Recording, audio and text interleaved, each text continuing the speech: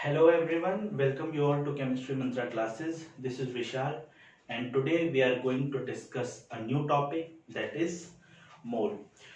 बच्चों प्रीवियसली हम लोग डिस्कस किए थे मोल के बारे में, समझे थे कि मोल होता क्या है और उसको कैसे हम लोग कैलकुलेट करते हैं. तो मोल्स के कॉन्सेप्ट के बारे में हम लोग पिछले क्लास में डील किए थे. अब चलिए बच्चों उसी मोल को हम लोग एक नए लेवल पे लेके चलते हैं. तो चलिए बच्चों शुरू करते हैं.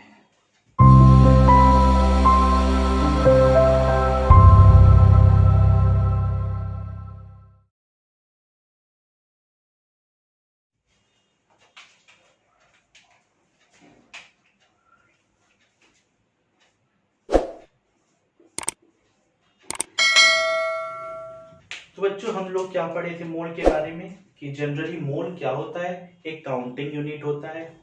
अगर कोई भी चीज अगर हम लोग मोल से रिलेट करते हैं तो वो किस नंबर में कन्वर्ट हो जाता है बच्चों? 6.022 इंटू 10⁻23. सेम जैसे डजन किस में कन्वर्ट हो जाता है? 12 में. सेंचुरी कन्वर्ट हो जाता है 100 में. उसी तरह बच्चों किसी भी सब्सटेंस या किसी भी चीज के साथ अगर हम लोग मोल को जोड़ देते हैं तो वो चीज किस चीज में कन्वर्ट हो जाता है बच्चों? काउंटिंग यूनिट में. और वो ये नंबर है. फॉर एग्जांपल 1 मोल पेन बोलेंगे तो कितने पेन के बारे में बात कर रहे हैं? इतने नंबर ऑफ पेन के बारे में. 1 मोल चेयर तो कितने नंबर ऑफ चेयर्स? इतने नंबर ऑफ चेयर्स. या फिर 1 मोल फैन, कितने नंबर ऑफ फैन? इतने नंबर ऑफ फैन. तो जनरली मोल क्या है बच्चों? काउंटिंग यूनिट है. तो चलिए कैसे डिफाइन करते हैं बच्चों मोल को. चलिए मोल को डिफाइन करते हैं. तो बच्चों हम लोग मोल को डिफाइन कैसे करते हैं? The amount of substance which contain as many particle as present in 12 gram of carbon 12 atom. 12 gram of carbon 12. बच्चों बताइए ये 12 ग्राम क्या है बच्चों? Molar mass. मतलब एक मोल में कितने? एक मोल. मोलर मास कार्बन का क्या है बच्चों? 12 ग्राम.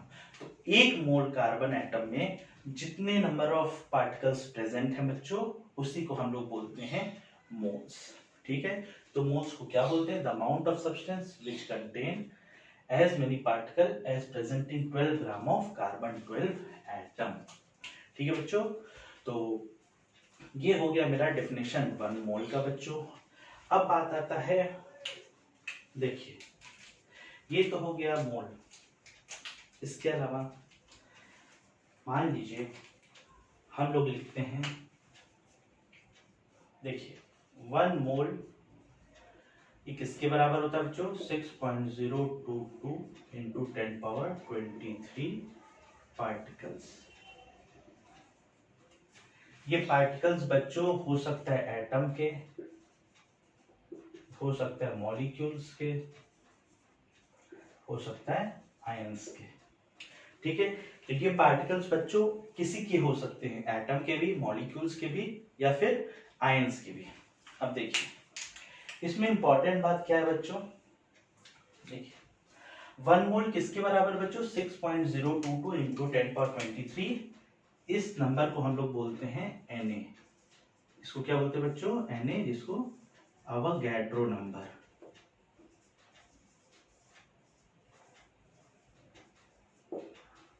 Avogadro number. तो 1 मोल क्या होता है बच्चों? 6.022 इंटू 10⁻23 पार्टिकल्स. वो पार्टिकल्स चाहे तो एटम हो सकते हैं, या तो मॉलिक्यूल्स हो सकते हैं, या तो फिर आयंस हो सकते हैं. तो देखिए बच्चों अगर आपको क्वेश्चन में डेटा एटम्स दिया हुआ है तो जो आप कैलकुलेट करोगे मोल्स, वो भी मोल्स किसके निकलेंगे? एटम्स के ही निकलेंगे.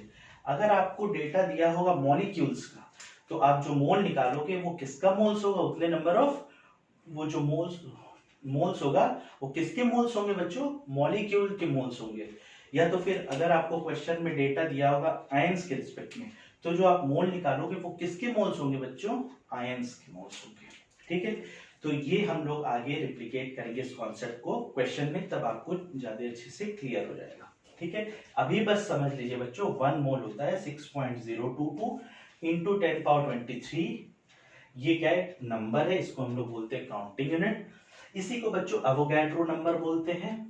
ये पार्टिकल्स चाहे तो एटम के हो सकते हैं, मॉलिक्यूल्स के हो सकते हैं, या फिर आयंस के हो सकते हैं. ठीक. तो ये तो हो गया बच्चों मोल. अब बात आता है हम लोग मोल्स कैसे कैलकुलेट करते हैं, किसी भी सब्सटेंस का मोल कैसे कैलकुलेट करते हैं, how to calculate mole for any given substance.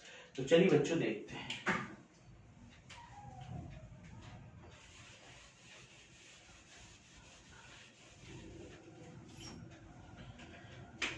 For example बच्चों अगर हमको नंबर ऑफ मोल्स कैलकुलेट करना है तो नंबर ऑफ मोल्स का फॉर्मूला क्या होता है बच्चों, given mass upon molar mass. ये बच्चों हमारा नंबर ऑफ मोल्स कैलकुलेट करने का सुंदर सा फॉर्मूला आ गया। तो नंबर ऑफ मोल्स कैसे कैलकुलेट करेंगे बच्चों, given mass upon molar mass.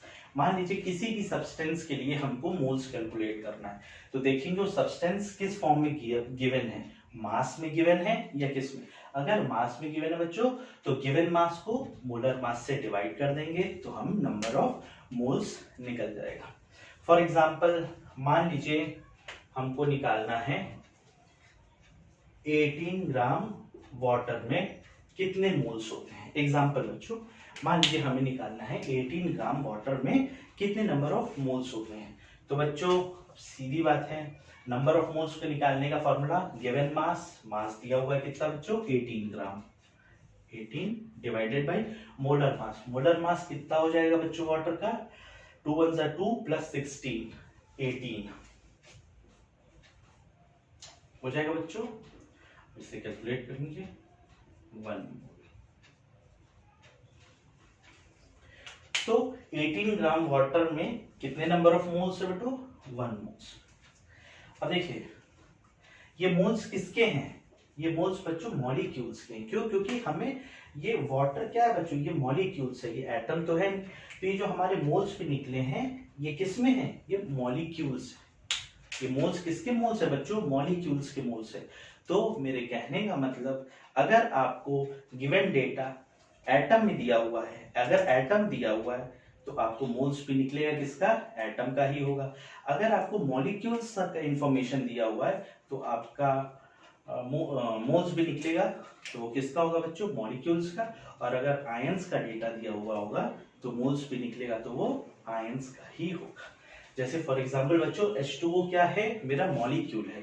तो बच्चों यहाँ पे जो 1 मोल निकला है, ये 1 मोल क्या है, ये मॉलिक्यूल्स है। ठीक, 1 मोल मॉलिक्यूल्स प्रेजेंट है 18 ग्राम ऑफ वाटर में। ठीक है, तो नंबर ऑफ मोल्स कैसे कैलकुलेट होगा बच्चों, given mass upon molar mass. ठीक है, अब चलिए बच्चों आगे बढ़ते हैं और देखते हैं अगर हमें किसी सब्सटेंस का डेटा नंबर ऑफ पार्टिकल्स में दिया होता है तो फिर हम कैसे उसका मोल्स कैलकुलेट करते हैं। तो चलिए बच्चों अब उसके लिए हम लोग एक सुंदर सा फॉर्मूला डिराइव करते हैं।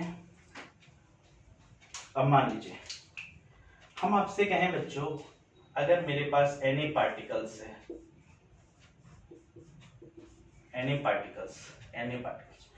पार्टिकल्स का क्या मतलब हुआ बच्चों, 1 मोल हुआ कि नहीं। Na मतलब अवोगाड्रो नंबर, और 1 मोल में जितने यूनिट्स होते हैं वो किसके बराबर होते हैं बच्चों, वो यूनिट्स को ही हम लोग करते हैं Na, जिसको अवोगाड्रो नंबर। तो मान लीजिए मेरे पास Na पार्टिकल्स हैं, तो Na पार्टिकल्स का मतलब 1 मोल। अगर मान लीजिए बच्चों हमें 1 पार्टिकल्स के लिए मोल निकालना होगा तो ये कैसे निकालेंगे, यूनिटरी मेथड लगाइए। Na पार्टिकल्स 1 मोल, तो 1 पार्टिकल्स के लिए 1 अपॉन Na मोल्स। ये होगा कि नहीं बच्चों, बिल्कुल। अब मान लीजिए मेरे पास कोई n नंबर ऑफ पार्टिकल्स दिया हुआ है, तो इसके लिए बच्चों क्या होगा, 1 अपॉन Na इंटू n, तो यहां से आया n अपॉन Na मोल्स। तो बच्चों यहां से मेरे पास एक और फॉर्मूला डिराइव होके आ गया, क्या, नंबर ऑफ मोल्स। कैसे कैलकुलेट करेंगे बच्चों, ये हो गया given number of particle divided by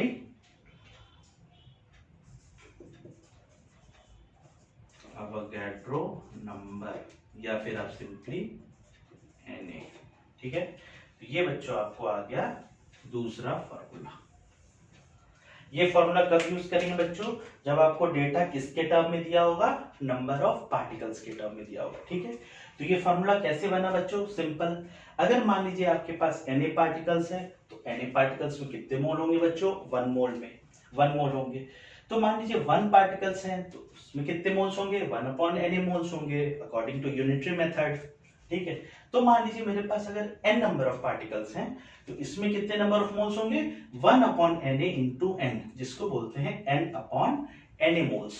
तो बच्चों यहां से हमारा एक नया फॉर्मूला निकल के आया, number of moles is equal to given number of particles upon Avogadro number. ठीक है बच्चों, तो ये हमारा दूसरा सुंदर सा फॉर्मूला आ गया नंबर ऑफ मोल्स को कैलकुलेट करने का। तो बच्चों इसको नोट कर लीजिए। उसके बाद हम आपको एक सुंदर सा चार्ट बना के बच्चों रिप्रेजेंट करते हैं ये सारे फॉर्मूला को। तो आपको याद करने का जरूरत नहीं है, हम आपको चार्ट के थ्रू बहुत इजीली समझा देंगे। तो इसको पहले आप बच्चों आप नोट कर लीजिए, उसके बाद हम लोग देखते हैं चार्ट। अब देखिए बच्चों, ये मास है, ये मोल्स है, ये नंबर ऑफ पार्टिकल्स है। ठीक है, आपको जो भी डेटा दिया रहेगा बच्चों इन्हीं तीन के रिस्पेक्ट में दिया होगा। ठीक है, तो अब देखिए मास से मोल्स कैलकुलेट करना है अगर बच्चों, तो हम क्या करेंगे? डिवाइड कर देंगे बच्चों, किससे? मोलर मास से। मोल से मास कैलकुलेट करना होगा तो बच्चों मल्टीप्लाई कर देंगे मोलर मास से। ठीक, सिमिलरली नंबर ऑफ पार्टिकल से मोल्स कैलकुलेट करना होगा तो हम डिवाइड कर देंगे अवोगाड्रो नंबर से, और मोल से नंबर ऑफ पार्टिकल्स कैलकुलेट करना होगा तो मल्टीप्लाई कर देंगे Na से। तो देखिए बच्चों, ये आपका एक चार्ट रिप्रेजेंटेशन हो गया, जो भी फॉर्मूला आप पढ़े हैं उस फॉर्मूला यहां हम चार्ट में शो किए। अब देखिए आपको क्या पूछ सकता है? मोल्स देके नंबर ऑफ पार्टिकल्स पूछ सकता है, या नंबर ऑफ पार्टिकल्स देके मोल्स पूछ सकता है, मोल्स देके मास पूछ सकता है, या फिर मास देके मोल्स पूछ सकता है, या फिर मास देके नंबर ऑफ पार्टिकल्स पूछ सकता है, या तो फिर नंबर ऑफ पार्टिकल्स देके मास पूछ सकता है। इसी चक्रव्यूह में बच्चों आपको क्वेश्चन मिलेगा। ठीक है, तो आप कैसे डील करेंगे? देखिए ये मोल्स है। मान लीजिए बच्चों मोल्स से अगर मास कैलकुलेट करना हो, मोल्स दिया हो और हमको मास कैलकुलेट करना हो, तो हम क्या करेंगे बच्चों? मल्टीप्लाई करेंगे मोलर मास से। और मोल्स से अगर नंबर ऑफ पार्टिकल्स पूछ रहा हो तो मल्टीप्लाई करेंगे अवोगाड्रो नंबर से। ठीक, सिमिलरली मास से अगर मोल्स कैलकुलेट करना होगा तो डिवाइड करेंगे मोलर मास से, और नंबर ऑफ पार्टिकल से मोल्स कैलकुलेट करना होगा तो बच्चों क्या करेंगे? डिवाइड करेंगे किससे? अवोगाड्रो नंबर से। तो आप एक चीज देख रहे होंगे बच्चों, अगर या तो मास दिया हो या तो नंबर ऑफ पार्टिकल्स, अगर मास दिया हो यहां से हम मोल्स कैलकुलेट करेंगे तो हमें डिवाइड करना होगा किससे? मोलर मास से। या फिर नंबर ऑफ पार्टिकल्स दिया हुआ, इससे अगर मोल्स कैलकुलेट करना हो तो क्या करेंगे? डिवाइड करेंगे अवोगाड्रो नंबर से। तो आप एक चीज देख रहे हैं बच्चों, अगर आपको नंबर ऑफ मोल्स कैलकुलेट करना है किसी भी गिवन डेटा से तो आपको डिवाइड करना होगा। अब किससे करना होगा वो डिपेंड करता है, आपको मास दिया हुआ या फिर नंबर ऑफ पार्टिकल्स। अगर मास दिया हुआ है तो डिवाइड करेंगे मोलर मास से, और नंबर ऑफ पार्टिकल्स दिया हुआ है तो डिवाइड करेंगे अवोगाड्रो नंबर से। या फिर मोल्स देके कोई भी चीज पूछ रहा है तो बच्चों मल्टीप्लाई करेंगे। मोल्स देके मास पूछ रहा है तो मल्टीप्लाई करेंगे मोलर मास से, और नंबर मोल्स देके नंबर ऑफ पार्टिकल्स पूछ रहा है तो मल्टीप्लाई करेंगे अवोगाड्रो नंबर से। तो ये बच्चों हमारे पास एक चार्ट के फॉर्म में जो भी डेटा और जो भी फॉर्मूला हम लोग डिराइव किए उसको हम सिंपली यहाँ पे चार्ट के फॉर्म में शो कर रहे हैं। तो बच्चों इस चार्ट को ड्रॉ कर लीजिए और फिर हम लोग देखते हैं कि इस पे कैसे क्वेश्चन पूछे जाते हैं। तो चलिए बच्चों, अब जो भी कॉन्सेप्ट हम पढ़े हैं उसको हम लोग यूज करके इस क्वेश्चन को सॉल्व करते हैं। क्वेश्चन क्या बोल रहा है? Calculate the number of atom of each type in 1.8 gram glucose. क्या कह रहा है बच्चों? हमको नंबर ऑफ एटम निकालना है। क्वेश्चन बहुत ध्यान से पढ़िएगा बच्चों। मोल कॉन्सेप्ट के क्वेश्चन में आपको बहुत ध्यान से क्वेश्चन पढ़ना पड़ेगा। वो एटम पूछ रहा है कि मॉलिक्यूल पूछ रहा है कि आयंस पूछ रहा है, पहला चीज। दूसरा चीज, वो जो डेटा दिया हुआ किसके फॉर्म में दिया हुआ है, एटम्स के कि मॉलिक्यूल्स के कि फिर आयंस के। तो इस चीज को आप लोग को बहुत अच्छे से पढ़ना पड़ेगा। ठीक है, तो क्वेश्चन क्या कह रहे हैं ध्यान से पढ़िए। Calculate the number of atom of each type in 1.8 gram glucose. तो ग्लूकोज मतलब बच्चों सबसे पहले हम लोग क्या करेंगे, सॉल्यूशन। देखिए इसको कैसे सॉल्व करते हैं। ग्लूकोज का फॉर्मूला क्या होता है बच्चों, C6H12O6। तो सबसे बच्चों मोलर मास निकाले ग्लूकोज का, इसको हम फुल फॉर्म में लिखते हैं। हम क्या करेंगे बच्चों, मोलर मास ग्लूकोज का निकालते हैं। देखिए कितने कार्बन एटम है, 6। तो और कार्बन का क्या होता है बच्चों, एटॉमिक मास 12। तो यहाँ हो गया बच्चों 12 इंटू 6 प्लस हाइड्रोजन के एटॉमिक मास होता है 1। कितने एटम है हाइड्रोजन के, 12। तो 12 इंटू 1 प्लस ऑक्सीजन के एटॉमिक मास होता है 16। कितने ऑक्सीजन एटम है, 6। तो 16 इंटू 6। ये जब आप कैलकुलेट करोगे बच्चों तो 12 6 जा 72 प्लस 12 1 जा 12 प्लस 16 6 जा 96। इसको आप कैलकुलेट करोगे तो आप 180 ग्राम। तो 180 ग्राम क्या आया बच्चों, मोलर मास आया, किसका, ग्लूकोज का। अब मोलर मास पता चल गया ग्लूकोज का 180 ग्राम। अब हमको नंबर ऑफ मोल्स निकालना है सबसे पहले बच्चों, कि कितने नंबर ऑफ मोल्स इस 1.8 ग्राम ग्लूकोज में अवेलेबल है। तो वो कैसे निकालेंगे बच्चों, देखिए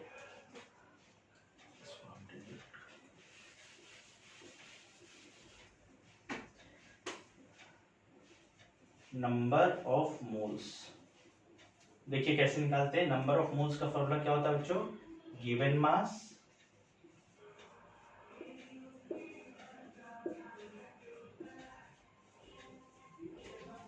तो ये बच्चों मोलर मास निकल गया। अब हमको क्या निकालना है बच्चों, नंबर ऑफ मोल्स। कितने मोल्स है हमारे 1.8 ग्राम ग्लूकोज में। तो कैसे निकालेंगे, given mass upon molar mass. Given mass कितना है बच्चों 1.8 upon molar mass. Molar mass कितना था बच्चों 180। इसको सॉल्व कीजिए बच्चों, यहां से एक डॉट हटा दीजिए, एक जीरो बढ़ा दीजिए, यह आएगा 0.001 मोल। तो हमको नंबर ऑफ मोल्स निकल गया बच्चों कि 1.8 ग्राम ग्लूकोज में कितने नंबर ऑफ मोल्स है बच्चों, 0.001 मोल्स है। ये मोल्स किसके हैं बच्चों, एटम के हैं कि आयंस के हैं कि मॉलिक्यूल्स के। तो ये मोल्स बच्चों ये मॉलिक्यूल्स के हैं। क्यों, क्योंकि ग्लूकोज हमारा क्या है, ये मॉलिक्यूल्स है। तो ये जो मोल्स भी मिला है हमें, ये किसका मोल्स मिला है, मॉलिक्यूल्स का मिला है। अब देखिए इस क्वेश्चन में क्या कह रहा है, हमको निकालना है number of atom of each type in 1.8 gram glucose. अब चलिए बच्चों, अब हमें इतने मोल्स मिले, अब इतने मोल्स में कितने मॉलिक्यूल्स हैं वो निकाल ले पहले। तो हम बच्चों क्या कहेंगे, 1 मोल में कितने मॉलिक्यूल्स होते हैं बच्चों, 6.022 इंटू 10 पावर 23। 1 मोल्स में कितने नंबर ऑफ ग्लूकोज मॉलिक्यूल्स होते हैं, इतने। तो मेरे पास कितने मोल्स है, मेरे पास इतने मोल्स है। तो 0.001 मोल में कितने नंबर ऑफ मॉलिक्यूल्स होंगे बच्चों, 6.022 इंटू 10 पावर 23 इंटू 0.001, इतने नंबर ऑफ मोल्स होंगे बच्चों।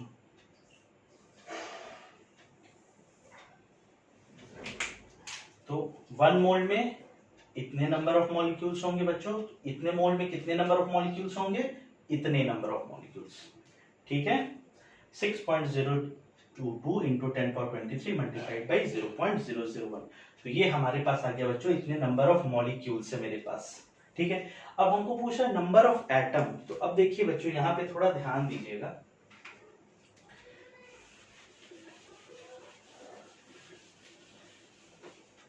देखिए हमको एटम पूछ रहा है, नंबर ऑफ एटम। तो देखिए C6H12O6। अब देखिए ये एक मॉलिक्यूल्स है बच्चों। देखिए एक मॉलिक्यूल्स में कितने एटम है कार्बन के, 6। तो हमारे पास कितने मॉलिक्यूल्स हैं, हमारे पास इतने नंबर ऑफ मॉलिक्यूल्स है बच्चों। ध्यान से सुनिएगा, एक मॉलिक्यूल्स में कार्बन के कितने एटम है, इतने। हाइड्रोजन के कितने एटम है, 12। और ऑक्सीजन के कितने एटम है, 6। तो हमारे पास तो टोटल इतने नंबर ऑफ मॉलिक्यूल्स हैं। अब इतने नंबर ऑफ मॉलिक्यूल्स में कितने नंबर ऑफ एटम है। तो देखिए 1 मॉलिक्यूल में 1 molecule of C6H12O6 contain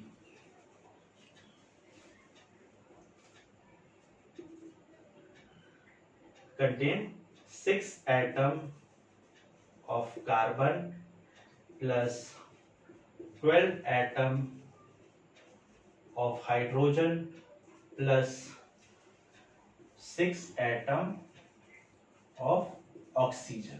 ठीक, ये 1 मॉलिक्यूल में। तो मेरे पास इतने नंबर ऑफ मॉलिक्यूल्स है बच्चों, तो इतने मॉलिक्यूल्स में कितने एटम होंगे? तो देखिए बच्चों,